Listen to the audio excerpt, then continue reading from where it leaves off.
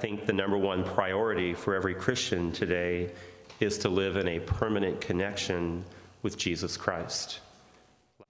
So Jesus' entire mission, because remember, he's baptized, he goes out immediately, he's driven into the desert to combat the devil. And I think combating the devil is a key component of the Christian life. So Jesus goes out into the desert, he combats the devil. Going through sacred scripture, we can read again in the first letter of John, the reason the Son of God appeared was to destroy the devil's work. If this was Jesus' mission, then it now falls to us. And I believe that helping those who are afflicted by evil reconfirms our Christian identity. In their synagogue was a man with an unclean spirit. He cried out, "What have you to do with us, Jesus of Nazareth? Have you come to destroy us? I know who you are, the Holy One of God." Jesus rebuked him and said, "Quiet, come out of him." The unclean spirit convulsed him, and with a loud cry came out of him. All were amazed and asked one another, "What is this? A new teaching with authority. He commands even the unclean spirits, and they obey him." What day of the week was it? Sabbath. The Sabbath. Where does Jesus go on the Sabbath? He went into the synagogue, the house of God. Who was in the synagogue? A man who was possessed. Isn't it interesting? The one who was possessed came to the house of God, and he came on the day of the Lord. What have you to do with us? That sense of plurality, again, it reinforces the notion that when people are possessed, it's not a question of one demon, but of many demons. It's then what follows. What have you to do with us? I know who you are. We go from the plural to the singular. What have you to do with us? I know who you are. There's that sense of brokenness and fracture and going back and forth. The unclean spirit convulsed him. Remember signs of demonic possession? People moving, bodily contortions. So he's convulsed, and with a loud cry came out of him. So Jesus has the authority. That's why when the church performs exorcisms, she always does so in the name of Jesus Christ and in the power and the authority of his name. Because these demons now know exactly who Jesus is. What have you to do with us, Jesus of Nazareth? You are the Holy One of God. So the demon, in that sense, is speaking the truth. But Jesus will not accept his identity coming from an unclean spirit, which is why he always tells them to be quiet, and he rebukes them. Because remember, evil only speaks, normally lies. They might give a truth, but a truth is only given eventually to insert even more lies to create confusion. In Mark chapter 7, verses 24 through 30. From that place he went off to the district of Tyre. He entered a house and wanted no one to know about it, but he could not escape notice. Soon a woman whose daughter had an unclean spirit heard about him. She came and fell at his feet. The woman was a Greek, a Syrophoenician by birth, and she begged him to drive the demon out of her daughter. He said to her, "Let the children be fed first, for it is not right to take the food of the children and throw it to the dogs." She replied and said, "Lord, even the dogs under the table eat the children's scraps." Then he said to her, "For saying this, you may go. The demon has gone out of your daughter." When the woman went home, she found the child lying in bed and the demon gone. Sometimes people are always taken aback by the response that Jesus gives this woman. We know that she's a Greek. And what does Jesus say to her? Let the children be fed first. The children is a reference to who? Israel, the chosen people of God. And then he says it is not right to take the food of the children and throw it to the dogs. Some people they think that that's a very offensive statement. But what is Jesus trying to do? He wants to pull out her faith. He's giving her an opportunity to demonstrate what she truly believes. Let, Lord, even the dogs under the table eat the children's scraps. So Jesus pulls out this greater sense of faith, and because of her faith, what does he say to her? You may go, the demon has gone out of your daughter. Jesus didn't even have to be present. The girl who was possessed was at home, lying in bed, but because of the woman's faith, the demon was cast out. But the key thing in this passage was the woman's faith. And she demonstrated a very deep faith. I've had people come to me that are concerned about family members and friends, wondering whether or not those folks are dealing with the demonic in their life.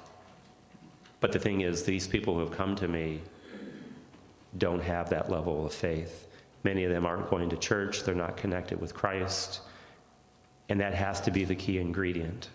Faith is always the key ingredient. It was this woman's faith that helped to bring about the release from the demon. And, and oftentimes people aren't willing to do what needs to be done. When people come to me and they say that a family member they believe is possessed, and I say, well, okay, are you going to church? Are you praying for them?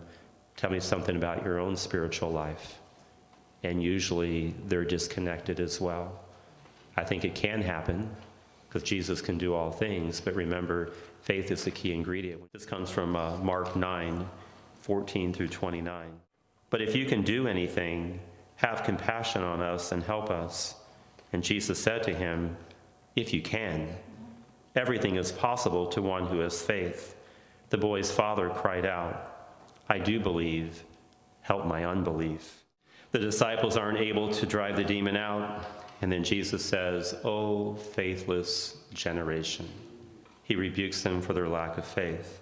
How long will I be with you? How long will I endure you? Bring him to me.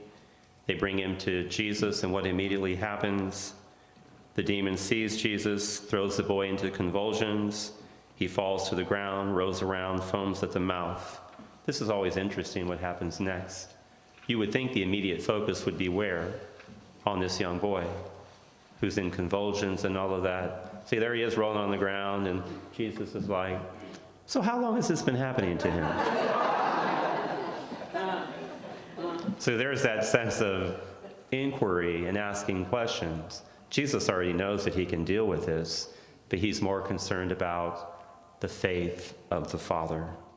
And then the classic line, if you can do anything out of compassion, could you help him? And Jesus is like, if? What are you talking about? And then the great line, everything is possible to one who has faith.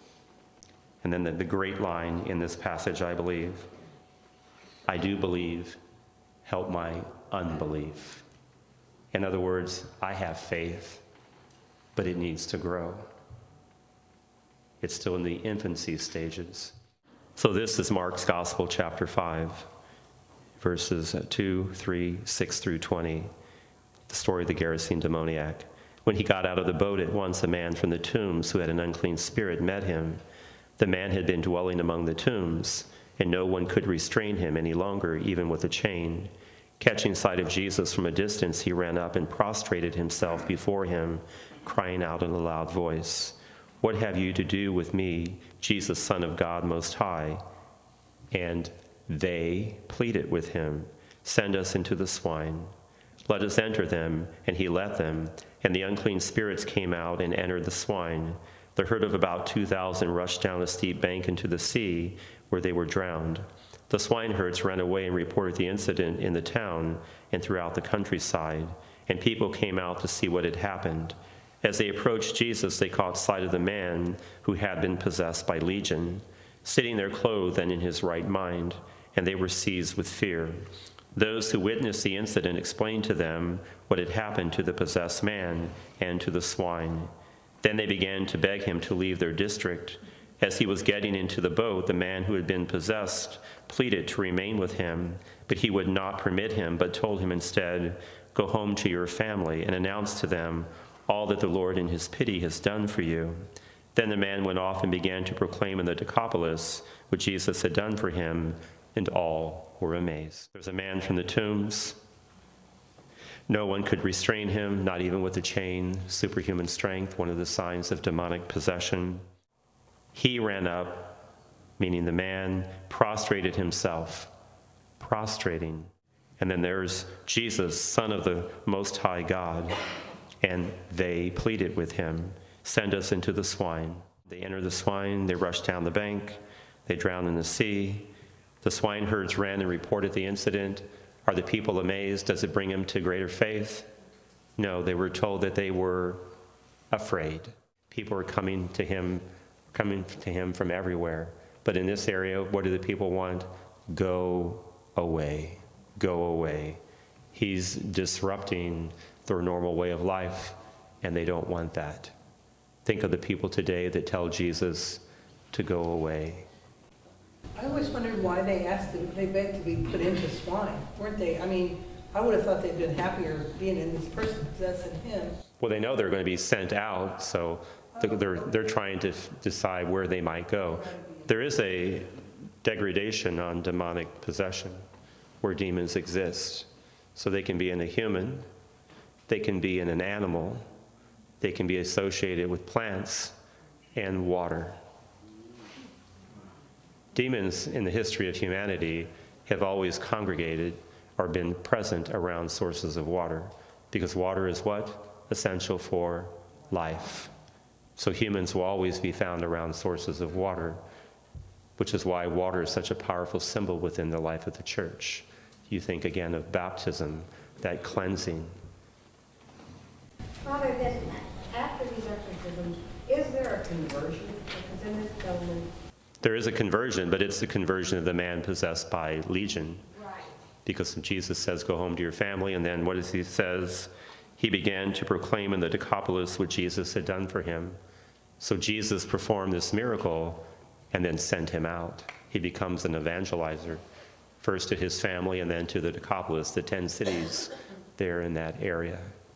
So Jesus did this miracle as a way then. See, the people wouldn't accept Jesus, but this man is one of them.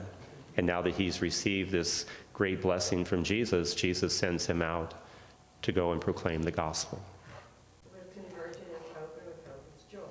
With conversion is hope, and with hope we have joy. See, we've come full circle to how we began today.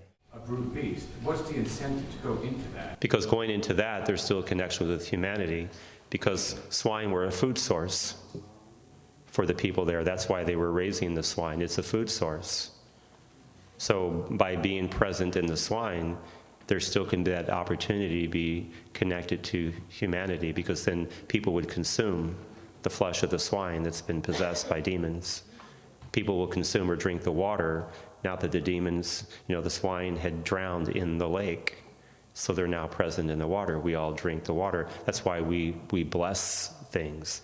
Again, it's not just to offer gratitude and a blessing to God for these gifts, but they're really a form of an exorcism. To get a contact or question you or the person you're working with, is there somewhere we can call or contact? There is. I actually have there's an email address that's been put out for people who have questions. It's called info@exorcismanswers.com. info@exorcismanswers.com. It is real, yes. That is real. It's real.